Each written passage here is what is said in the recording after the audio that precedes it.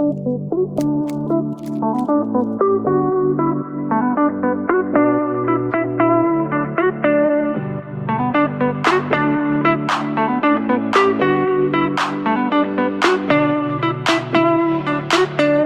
the Road to World Cup 26 podcast, your deep dive into everything FIFA World Cup every single week.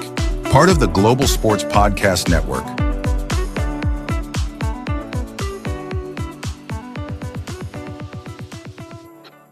You are indeed listening to Road to World Cup 26 podcast.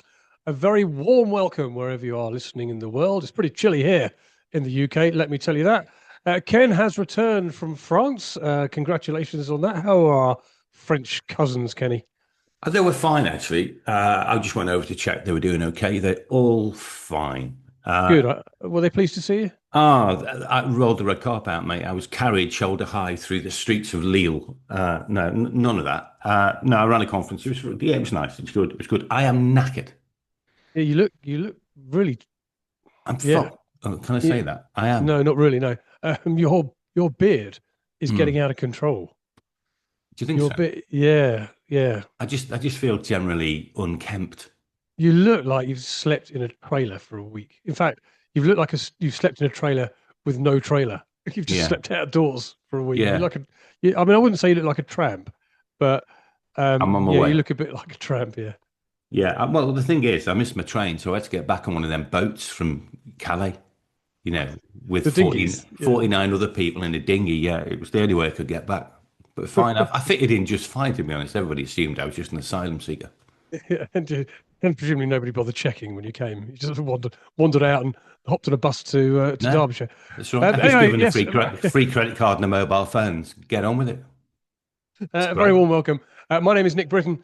Your host is always with me, Ken Davies, as you've just heard, somehow making his way back from the other side of the channel. It's 7th of February here in the UK, and indeed, well, not everywhere in the world, because there are such things as time differences. But we're going to talk about a few things. World Cup over the next 45 minutes or so. We've got news on tickety type of stuff. Interesting to see that Cristiano Ronaldo has gone on strike over in Saudi. Ken, I'm going to ask you whether you've ever gone on strike, and we'll have a look at some of the very famous footballers who have indeed gone on strike in their time. We've got a second part of the interview I did with John Duerden, the Asia football correspondent for The Guardian, where we are looking at the Asia team's chances. He knows his stuff, that boy. He does, yeah. If you missed the first part, it was in last week's podcast where we talked about Japan. Today we're going to be looking at South Korea and Australia and one or two of the other teams. Fascinating chat, so catch up with that. We have, of course, got Kenny's quiz. Oh.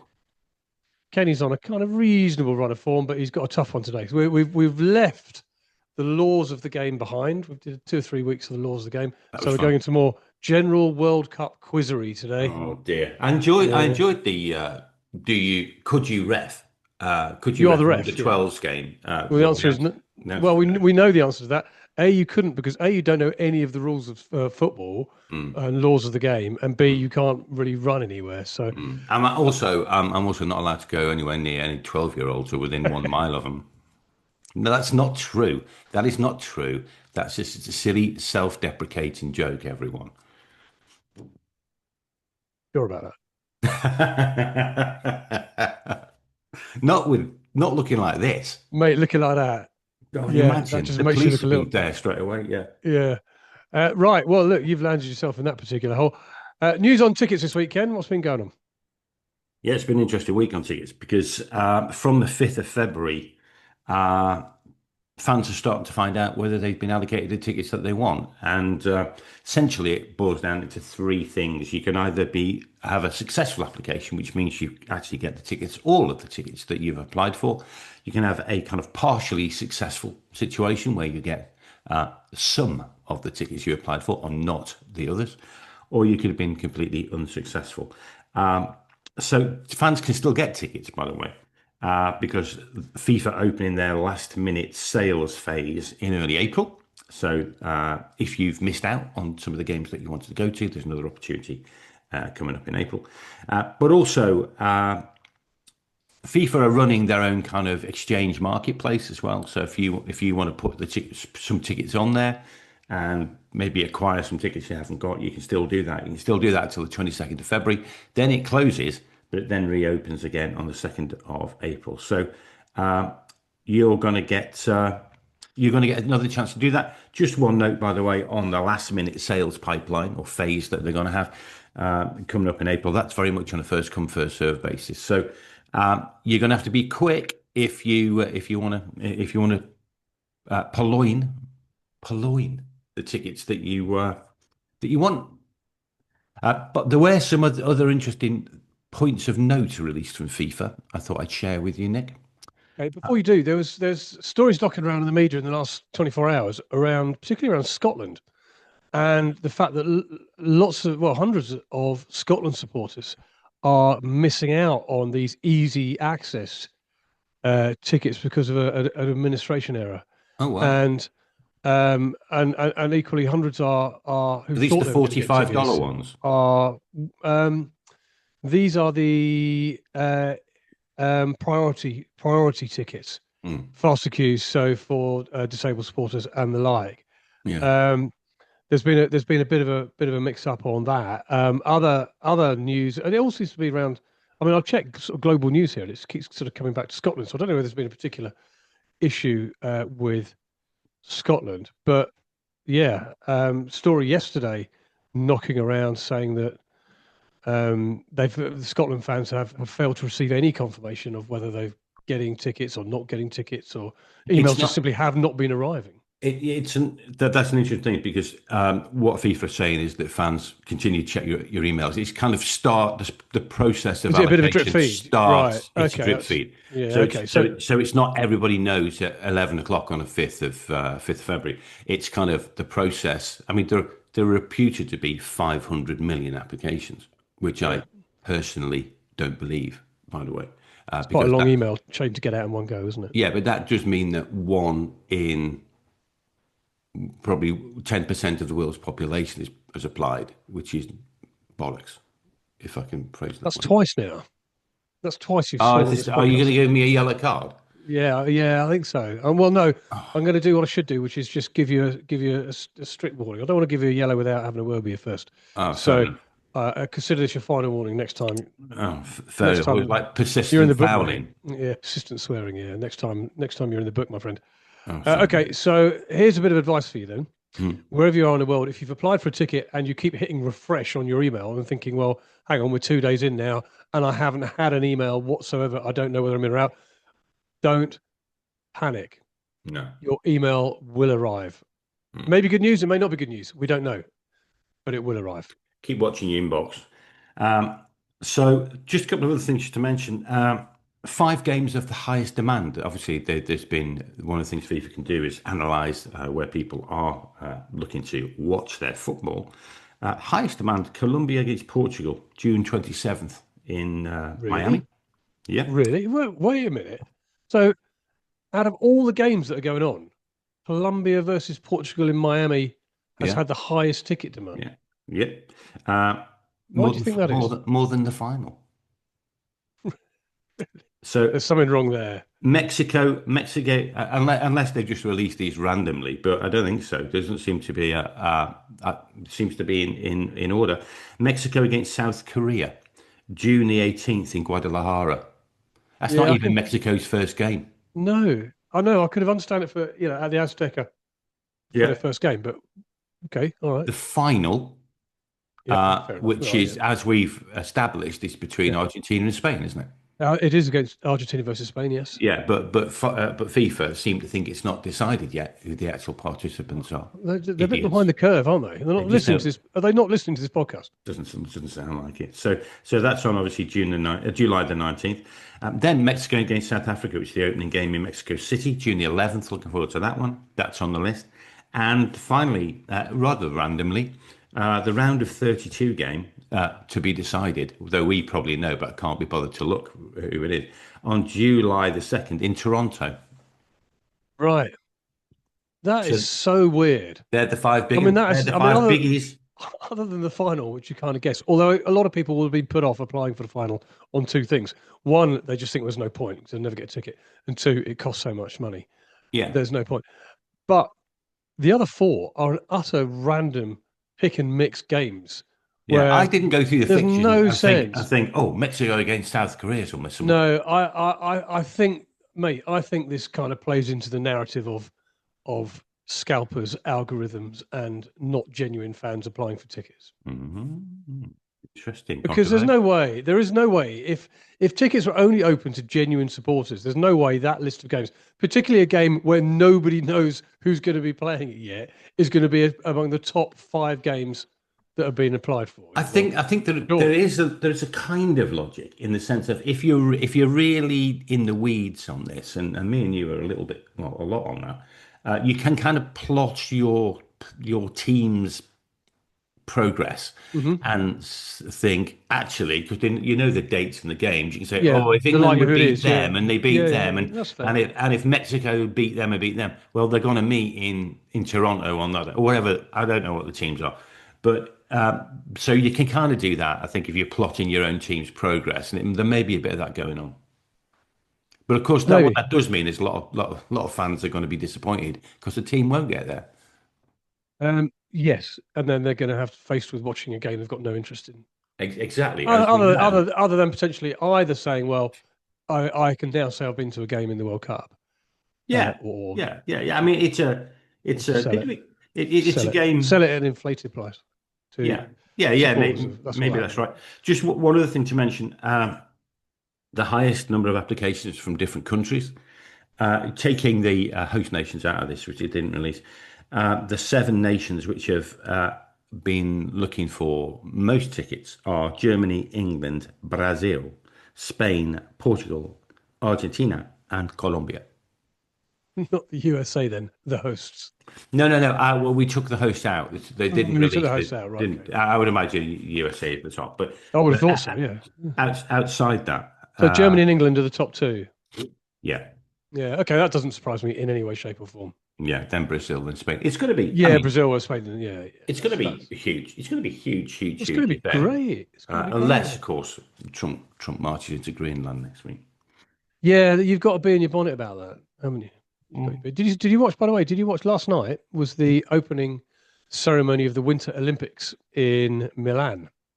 I was aware it was happening, but I could not think of anything worse to watch. To be honest, no, it was fun. I mean, look, it was a typical. I like these kind of things. I think it was a typical opening ceremony whereby it's just utterly madcap, with sprinkles of brilliance. But it was interesting to see the general sort of mood of the kind of sporting public at the moment, because there were protests because ICE are in town with JD Vance. Yeah. And there were protests against ICE. Vance was widely How booed. can you have a protest against ICE at the Winter Olympics? I mean, that's pathetic. No, but you know what I mean. You know what I mean. Joke of the week, everyone. Well, yeah, good, thanks. Go back to France. JD Vance was sort of booed when his face came on the screen. There just seems to be this kind of, there's a real kind of, I don't know, just a politicization of all of this. The world's politicized. The world is politicized. It really is. Sports no different. Did you see the story of the week, by the way? Just on this theme, did you see the story of the week of the GB skier? What's his name? Gus somebody or other. Hang on. Who put a social media post out, essentially saying a rude word, which you like to be seeing in these types of podcasts today. It seems. Right. I'm not. It begins with F. That I'm not going to. Okay. I'm going to say, but rude word beginning with F. Okay, what can that be? Yeah, I don't know.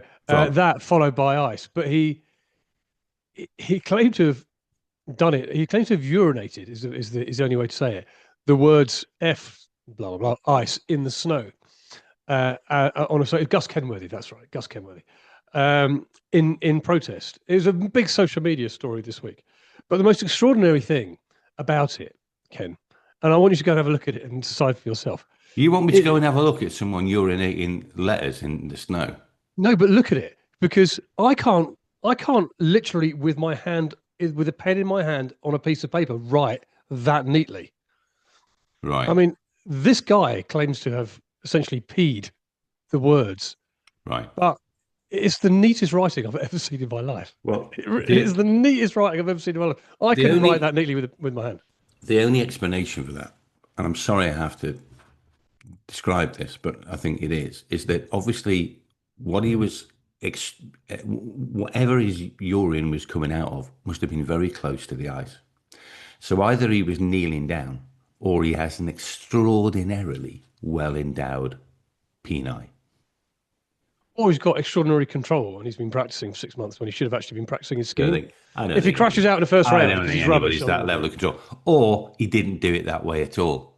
He did. Well, that's kind of it. He got his bottle of water. Yeah, and got 1 inch away from the. I think he's just done it with his finger. No, I think it is kind of, and also, if you have a look at it, it's like bright green. So I'm thinking, what's he been drinking and eating? Very liquid. Anyway, yeah, there we are. Anyway, back. Thanks for that. I know. That is very weird. Anyway, Winter Olympics. I know it's not the World Cup, but it's still a big, major global sporting event, and the Winter Olympics is coming back to. I'm looking forward to it. Yeah, I was reading a story, and I don't know if this is truthful or not, but who cares? That Infantino. I care because I, unlike you, have some editorial values in this podcast. Yeah, you do. So you might take this out, but it seems like Infantino may be trying to bring Russia back into the football fold on a global level. Really? Mm. And what makes you say that? Because it was, I was reading it when I was. Where were you reading it? Where were you reading it? Where was that, Matt? I was on the train back from France. No, not where were you? Oh, right. Oh, I don't know. Somewhere. I can't remember now. But I just thought it was an interesting thing. We'll watch that and we'll report back on it next week. Right. Okay. Yeah, I'm looking at a headline in The Guardian here.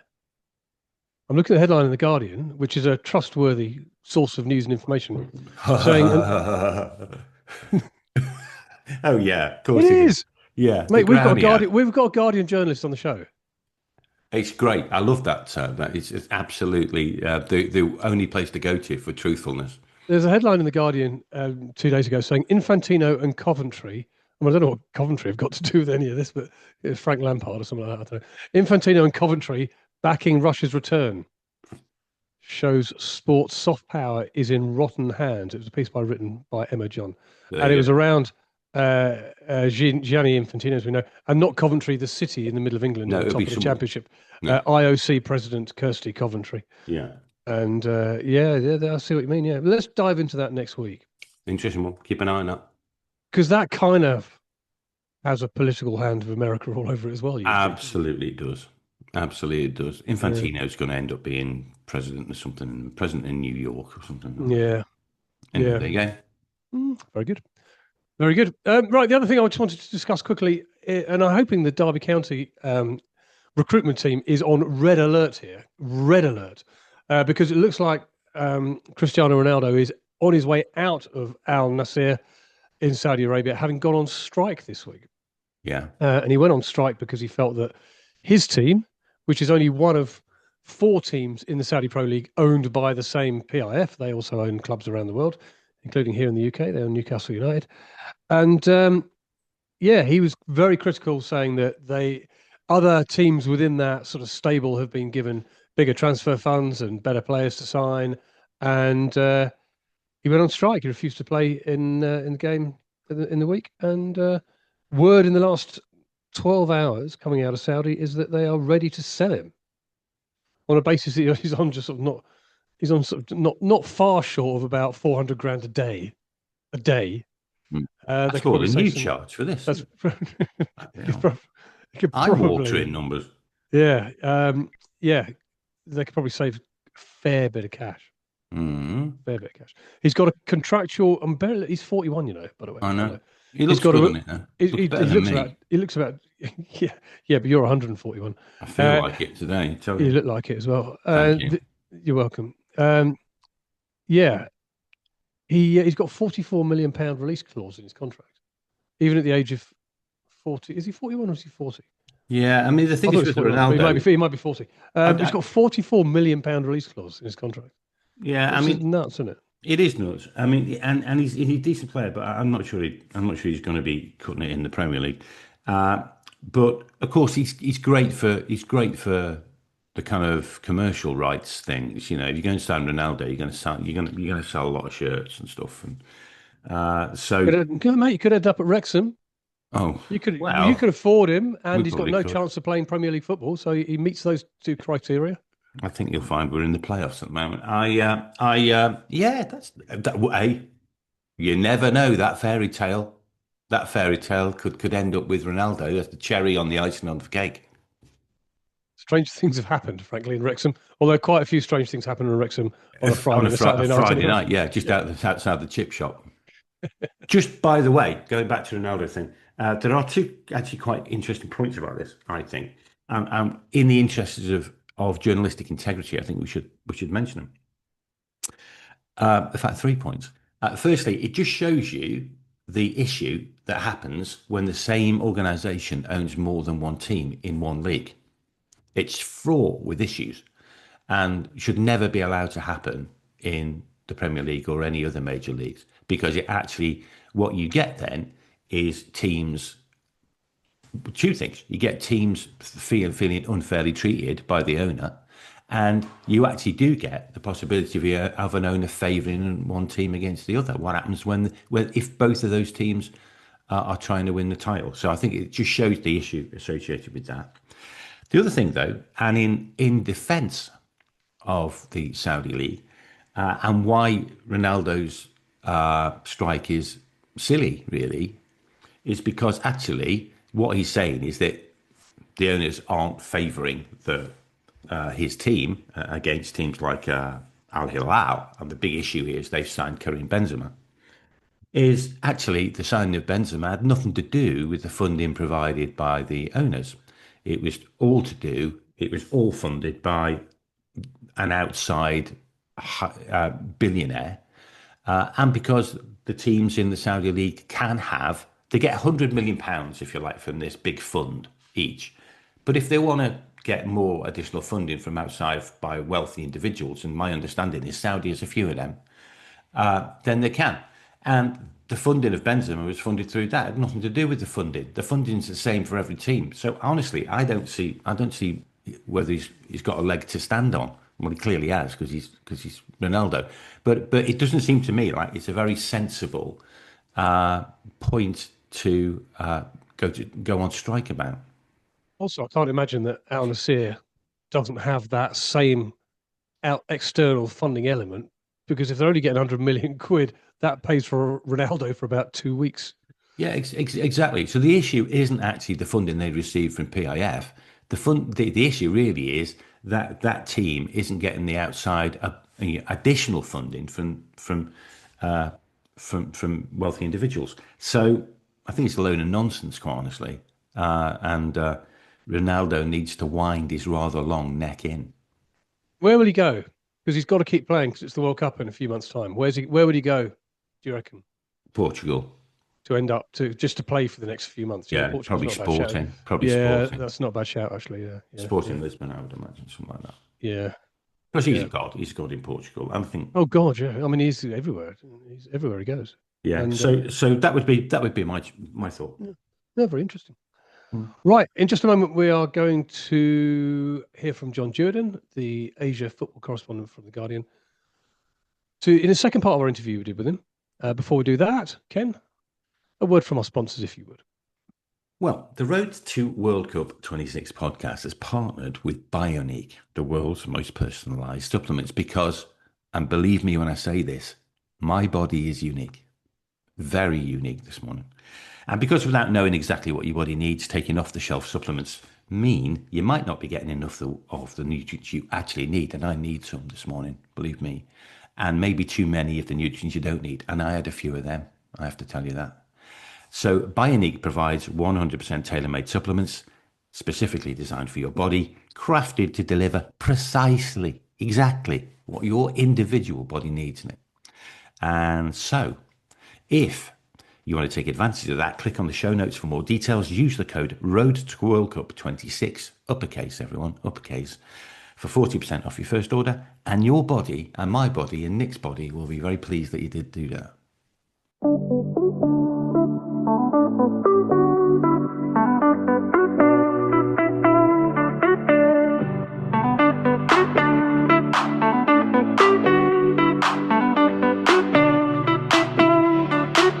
It's the Road to World Cup 26 podcast, your deep dive into everything FIFA World Cup every single week. Part of the Global Sports Podcast Network.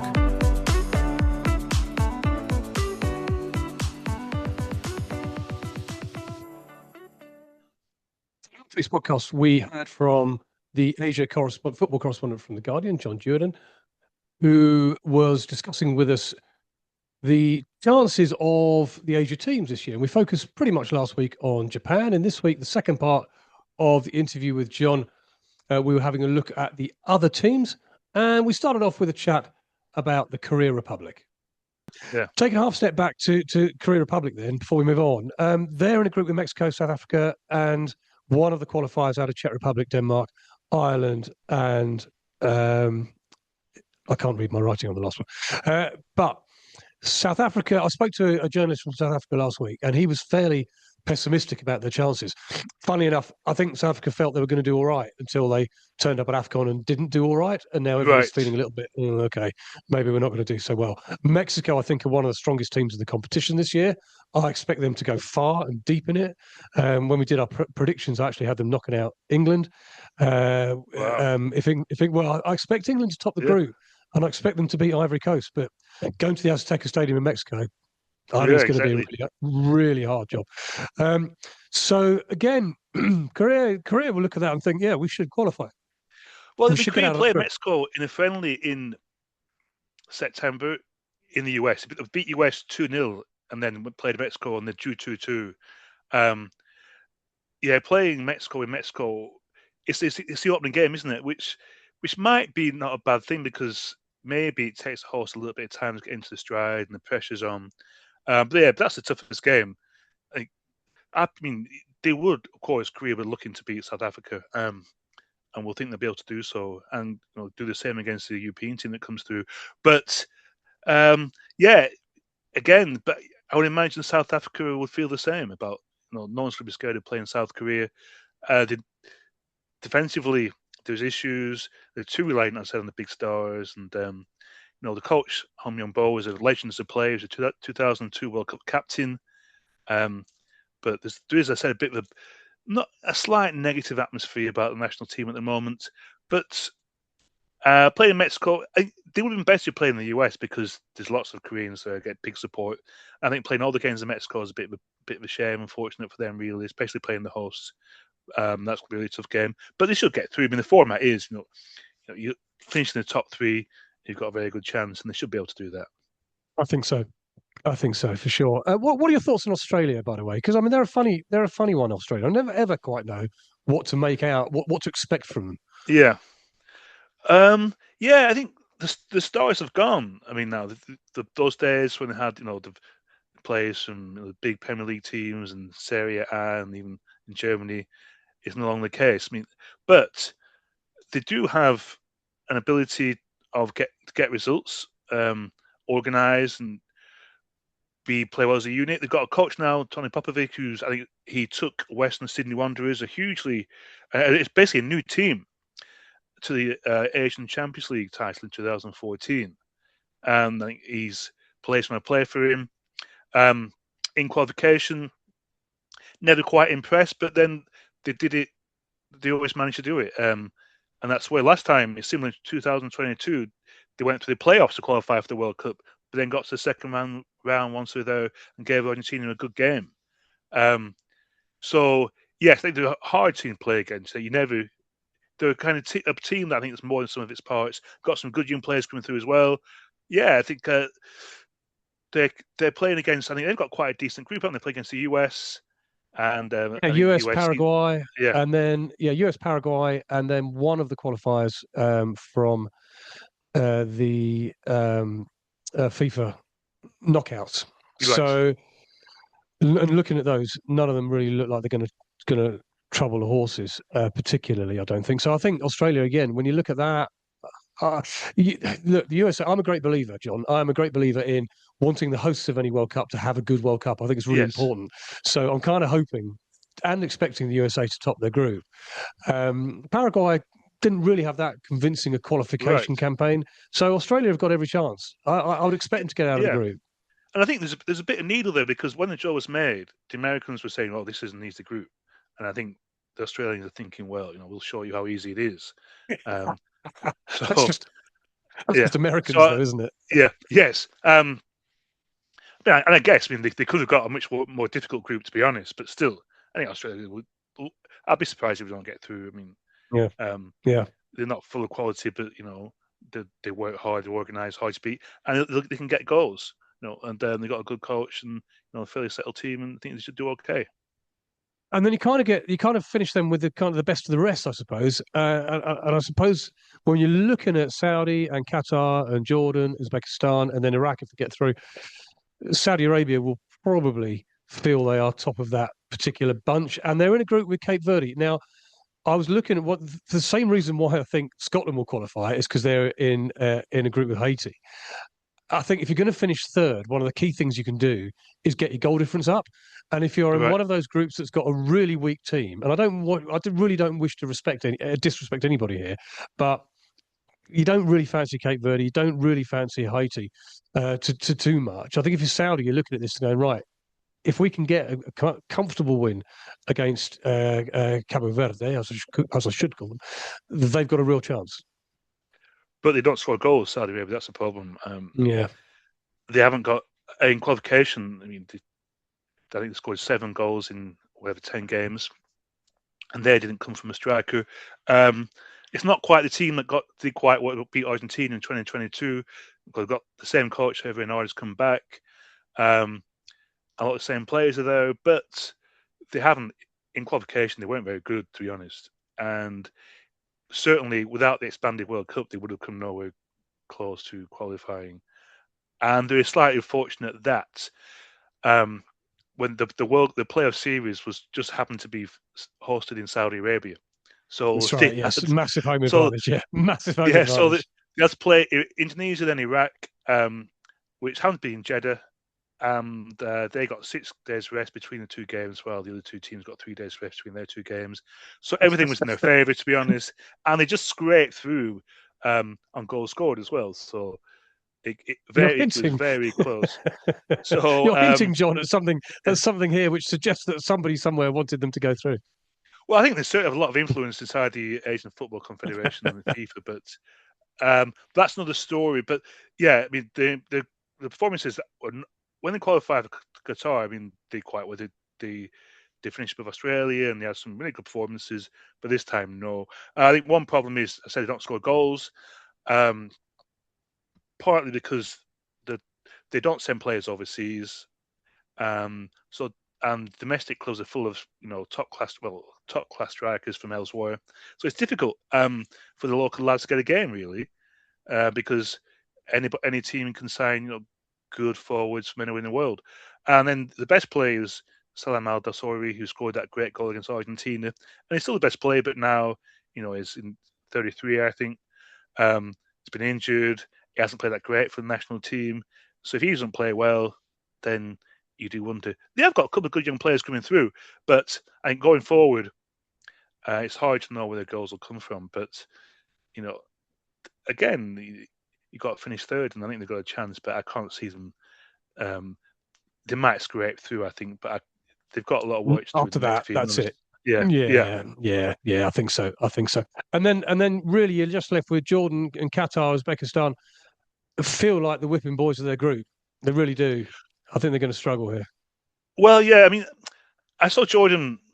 Jordan, they've really improved in the past couple of years. They've got a real club-like atmosphere that they've developed, and which makes it a hard place to go and play football for a visiting team. And and they finished second in the group, so they finished automatically. They qualified automatically behind South Korea. With the hard to be the kind of pragmatic counter-attacking team, and said very strong team spirit. There's a team that's been together quite a long time. Moroccan coaches for a while. So they've got one now, Salami, who's But they got to the final of the Arab Cup in December, and they beat Saudi Arabia on the way in front of like 80,000 or 6,000 fans in the quarterfinal or semi-final. So now they're in for West Asian terms, they're kind of, becoming quite a solid team. They got to the final of the 2023 Asian Cup as well. So it'll be very interesting to see how they do. I think the one problem they have is international experience. Really, they've never or hardly ever played, I think, in tournaments over outside, Asia. They've got a couple of players who play in Europe, but I think they'll be very organised and pragmatic, and there's no pressure, and they're still happy to be there, really. So, yeah, that's fair. Yeah, that's fair. Maybe I'm doing them a disservice, but when I look at the group, Argentina, Algeria, and Austria, that's a tough group. Yeah. So I think if they finish anything above 4, that would be a success.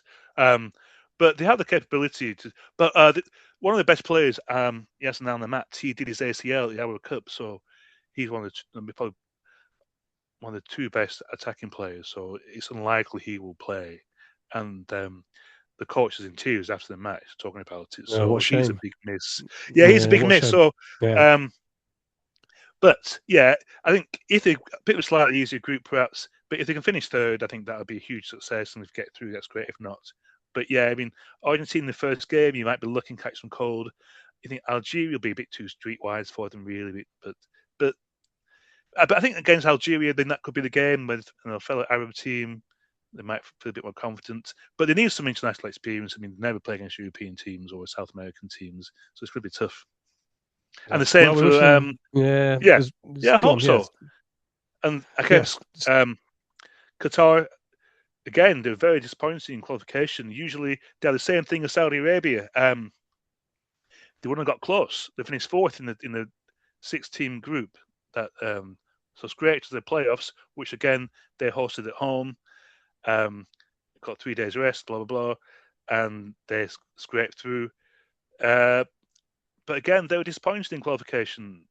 This wasn't supposed to be the way. I mean, after the last World Cup, didn't go very well, but that's a starting point to challenge. They won the Asian Cup in 2023 quite convincingly, but then it all went wrong in qualification. Maybe the coach was accused maybe of being a bit loyal to the old guard and not bringing some new blood. Now they got in what's his name? Lopetego. Lopetego. I just realised I've never said it out loud. I've written it many times. So it's a name I've never said. Lopetego, of course. Yes, and we'll have to wait and see. But again, they're a bit reliant on Akram Aviv, their kind of star winger, who has been the best player for many years now, Asian Player of the Year again. They have to improve on what they've done in qualification. Maybe they will. But yes, it'll be a surprise. Well, John, thank you so much for that. That was a great run through. Of the Asians and fascinating stuff. We'd love to have you back at the time, or near the time. That would be great, and to see how everybody's getting on, because there's not long to go, but a lot can change. It only takes an injury to a star player or something to happen, and all of that. So do come back and join us. But thanks ever so much for that. That's absolutely fantastic. Pleasure. No problem at all. Okay. Right then, to finish off the podcast this week, we have, of course, got everybody's favourite time of the week. It's time for Kenny's quiz. Oh, yeah, Kenny. I've got my pipe ready, Nick. Oh, I've got a pipe. Do you want to have a little suck on it? No, I don't want to have a suck on your pipe. Thank you. Fair enough. Yep, it's looking good. Looking good. Your pipe's looking in better shape than you are. So this week, we move away from Laws of the Game quiz to general World Cup quizzery. So 3 questions on the World Cup. Mate, I'm looking for you to get 3 out of 3. Come on. Let's try and do it. Sticking kind of with a broad Laws of the Game theme, though, for my first question, which is this. Do play along at home. Do shout out the answer. If you know the answers... Get your pipes ready, everyone. Yeah, if you know the answers, say shout them out. Put them. I put some of these clips on our YouTube channel as shorts, to be honest with you. So I sometimes put the quiz on shorts. So put the answers in the comments. Get in touch with us, by the way. If you want to get in touch with us, road to World Cup 26 at gmail.com. We'd love to hear from you. Question number 1. Which World Cup introduced the first yellow and red cards? Which World Cup introduced the first yellow and red cards? Yellow and red cards. So yellow and red cards, I think, are an 80s, introduction. I don't think they're around in the 70s. It could have been. Could have been. No, not 78. Can't see that. 82. 1982 is your answer. Anybody at home? A variety of answers there. Mate, you're 12 years out. The answer was Mexico 1970. No way. Yeah, Yellow Mexico cards 1970. in Mexico, Yeah. 1970. Yellow card. Yeah. Bollocks, though. It's not, it's true. And Evgeny Lovchev was the first player in World Cup history to receive a yellow card. He played for the Soviet Union, and he got a card in the opening game of the 1970 World Cup. What was it for? Handball. Right. Okay. And yellow and red cards were introduced into the English game in 1976. Yeah, but this is that what threw me in the sense of I thought it would be something in a domestic competition and then they got introduced onto the global stage first into the World Cup. That was their first appearance. And the reason they were brought in the first place was just to help with that kind of communication. So the language barrier, because of course back in the 70s there wasn't the kind of global language that everybody speaks now. Everybody speaks lots of languages. That wasn't the case in the 70s. So to help with communication and to get over some of the language issues, that's why yellow and red cards were brought in the first place. And it's a perfectly sensible introduction. I just didn't think FIFA were being that sensible back in 1970. There we are. So number two, off to a great start. Number two, who is the all-time? I think we've had this question before actually in earlier Kenny's quizzes. But anyway, who is the all-time top goal scorer in FIFA World Cup finals? In the history of the World Cup finals, not in qualifiers or anything like that. In actual finals competitions, who is the all-time leading goal scorer? Well, if you want a clue, then if you're really clueless about this, then I'll give you a clue. Go on, then. Oh, I thought you might just at least try and answer it. Well, I'm thinking Ronaldo, but I don't think it is Ronaldo because Portugal aren't good enough. Yeah, it's not Ronaldo, no. Yeah, but it is another European. It is another European player who plays for a European country. Yeah, another European player plays for a European country. Yeah, I would have worked the last bit out. Yeah. Mate, don't get snarky with me just because you don't know the answer. I'm gonna go with Gerd Muller. I was about to give you another clue. Okay. Anyway, if that's your guess, country-wise, you're not far behind. But that's the wrong answer. The right answer is Miroslav Klose. Yeah, I was never getting that. German striker who scored 16 goals in 24 games across 4 World Cups. Yeah, would never got that. I wouldn't have even got closer to it. His last World Cup was in 2014, and he scored 2 goals in that. So 12 years his record has stood, but it might be broken. Hurricane? No, down the list of about 4th because Ronaldo, the other Ronaldo, not Cristiano, is second, and then there's 2 or 3 other players who stopped playing a long time ago. But Messi's in there. Messi's in there, and he's got 13. Nice. He's got 13 goals in 26 games across 5 World Cups. Interestingly, they're all kind of 1, no goals, 4 goals, 1 goal, and then the 2022 edition he scored 7 goals. So 7 of his 13 goals in World Cup finals came at Qatar. So he only needs to score 3 to equal the record of 4. If he scores 4 goals in USA, Canada, and Mexico, he'll become the leading scorer of all time at World Cups. I think everybody wants that, don't they? Everybody wants that. That would be great. And considering Argentina are going to play every round, I think he's got every chance. Let's hope. Fingers crossed for that. Yeah, absolutely right. There's nothing about Miroslav Klose, who was a great striker, by the way. He was. Yeah, but I wouldn't recognise him if he was walking down the centre of Derby High Street. I wouldn't recognise Miroslav Klose. Would you? Well, he's not famous, is he? I would recognise him if you showed me a picture of him playing. Probably if he was walking down the middle of Derby High Street and he had a hoodie on and all that kind of stuff. You probably wouldn't, would it? No, you wouldn't. No. Anyway. And the third Question number question, 3. 0 out of 2 so far. 0 out of 2, I maybe. can't blank. I feel like I'm going to blank today. Well, you've had a history of firing blanks. Oh, thank you. So to be honest, you deserve it. Coming on this podcast, looking like you do. Like a fisherman. Hoboken fisherman. Go and have a shower and trim your beard. I do. We need this. Number 3. Which country has appeared in the most World Cup tournaments without ever having won the trophy? That's a great question. That's a great question, isn't it? It's a great question. Without having won it, I would say. Well, I'll give you a clue. No.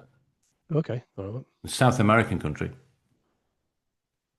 I would say, therefore,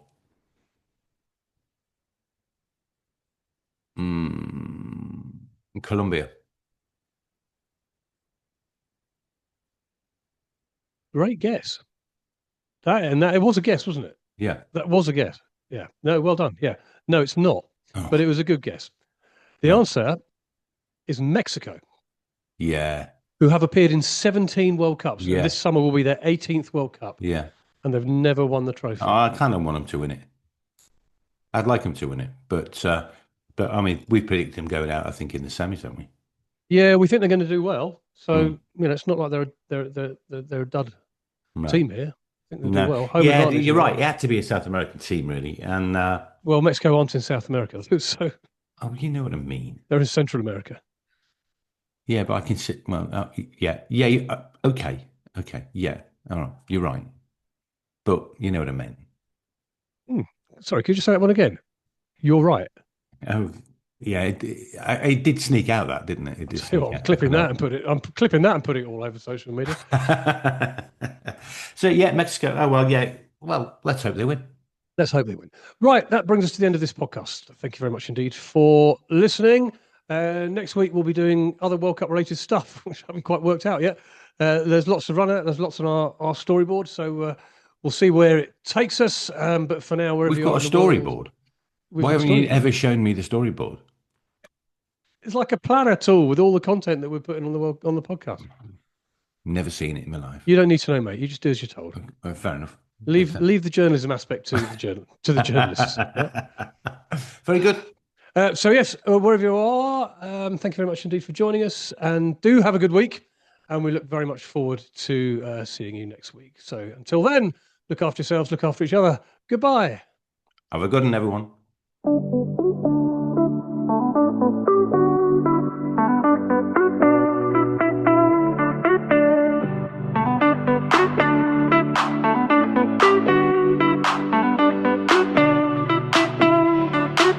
It's the Road to World Cup 26 podcast, your deep dive into everything FIFA World Cup every single week.